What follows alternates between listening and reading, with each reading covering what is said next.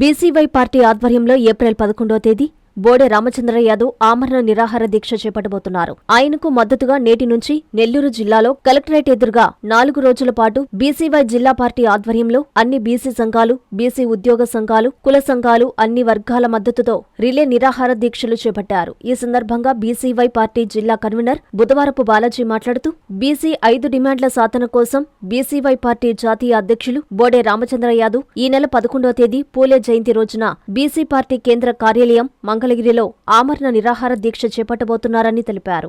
ఈ రోజు నుండి 9వ తేదీ వరకు రిలే చేపడుతున్నామని, సమస్యలు పరిష్కారం అయ్యే వరకు బీసీవై పార్టీ ఉద్యమం కొనసాగిస్తుందని, బీసీ, ఎస్సీ, ఎస్టీ, మైనారిటీ సమస్యల పరిష్కారం కోసమే రిలే నిరాహార దీక్ష చేపట్టామన్నారు. ఈ కార్యక్రమంలో రాష్ట్ర పీఏసీ సభ్యులు ఎస్ఎస్ యాదవ్, డాక్టర్ గుంజి నరసింహారావు, స్టేట్ పొలిటికల్ ఎగ్జిక్యూటివ్ సభ్యులు సోమగోపాల్, వేల్పుల రామ్మోహన్, నక్క దినేష్, బీసీవై పార్టీ జిల్లా యూత్ కన్వీనర్ పామూరు హరినాథ్, రాష్ట్ర youth co convener Leelakrishna Yadav, Seemandhra BC సంక్షేమ సంఘం అధ్యక్షులు ఉల్లిపాయల శంకరయ్య, బీసీ సంక్షేమ సంఘం జిల్లా అధ్యక్షులు పలమాల శ్రీహరి, ఆంధ్రప్రదేశ్ బీసీ సంక్షేమ సంఘం రాష్ట్ర కార్యదర్శి బొమ్మి కిషోర్ తదితరులు పాల్గొన్నారు.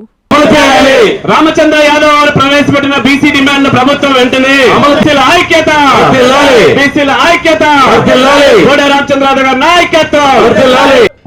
బుధవారపు బాలాజీ భారత చైతన్య యువజన పార్టీ శ్రీ పొట్టి శ్రీరాములు నెల్లూరు జిల్లా కన్వీనర్ని ఈ నెల 11వ తేదీ బీసీవై పార్టీ జాతీయ అధ్యక్షులు బోడే రామచంద్ర యాదవ్ గారు ఆమరణ నిరాహార దీక్షకు మంగళగిరి బీసీవై పార్టీ కేంద్ర కార్యాలయం వద్ద కూర్చోబోతున్నారు. బీసీల 5 డిమాండ్ల సాధన కోసం ఆయన తన యొక్క ప్రాణాన్ని తునప్రాయంగా పెట్టి ఈ యొక్క ఆమరణ నిరాహార దీక్షకి కూర్చోబోతున్నారు.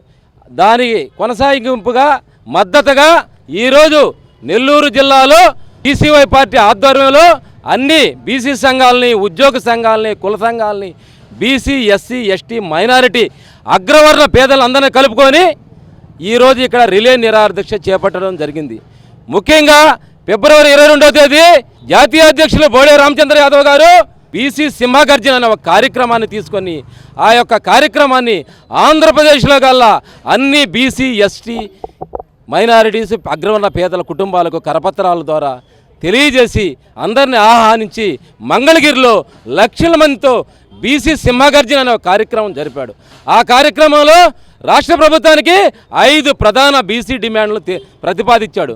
వాటిలో ప్రధానంగా బీసీ రక్షణ చట్టం, రెండోది బీసీలకు రాజధాని ప్రాంతంలో 1000 ఎకరాల భూ కేటాయింపులు, మూడవది సమగ్ర బీసీ కులగణన, నాలుగవది 44% విద్యా ఉద్యోగాల్లో రిజర్వేషన్లు కల్పించమని కోరాడు. 5వ డిమాండ్గా గత ప్రభుత్వాలు, ప్రస్తుత ప్రభుత్వాలు బీసీ కార్పొరేషన్లు ప్రకటించాయి కానీ ₹1 నిధులు విడుదల చేయలేదు. వీటిని మార్చి 23వ తేదీ మరలా 29 జిల్లాల కలెక్టర్లను కలిసి వినతపత్రాలు ఇచ్చాం.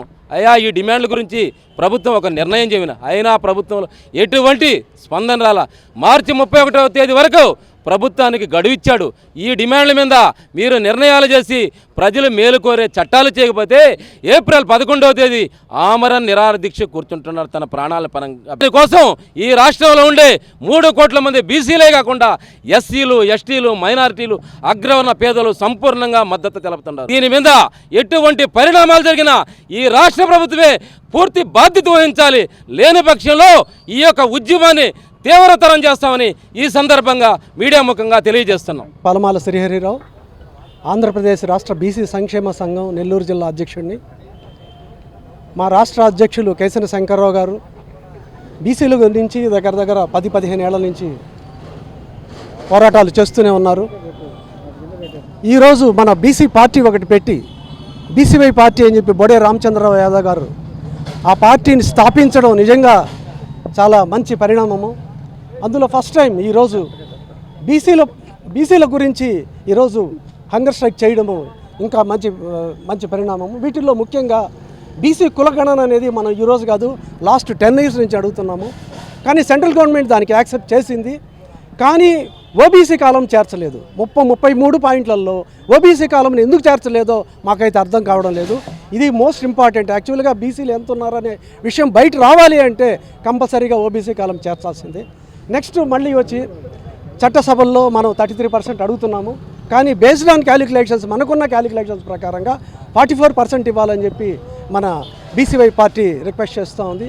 అదేవిధంగా అట్రాసిటీ ఏ విధంగా అయితే ఎస్సీ ఎస్టీస్కి ఏ విధంగా అట్రాసిటీ మనం ఇచ్చున్నారో అదేవిధంగా బీసీలకు కూడా ఇవ్వాలని, బీసీల పైన ఎక్కువ దాడులు జరుగుతున్నాయనే దానిపైనే ఈరోజు మన బోడే రామచంద్రరావు గారు రేపు ఈ హ్యాంగర్ స్ట్రైక్లో కూర్చుంటున్నారు.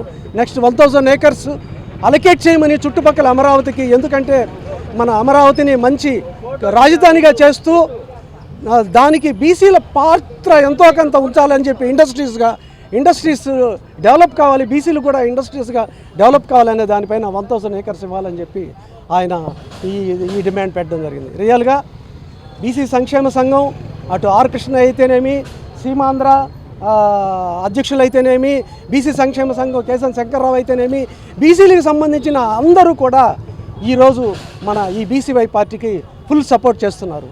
Thank you.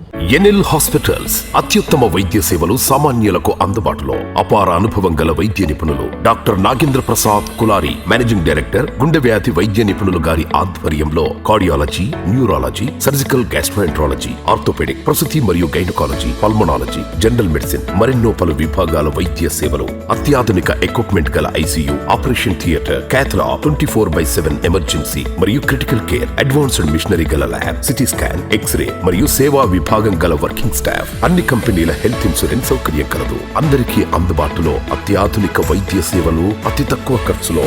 NL hospitals, PVR కళ్యాణ మండపం ఎదురుగా, అన్నమయ్య సర్కిల్ దగ్గర, మాగుంట లేఅవుట్, నెల్లూరు.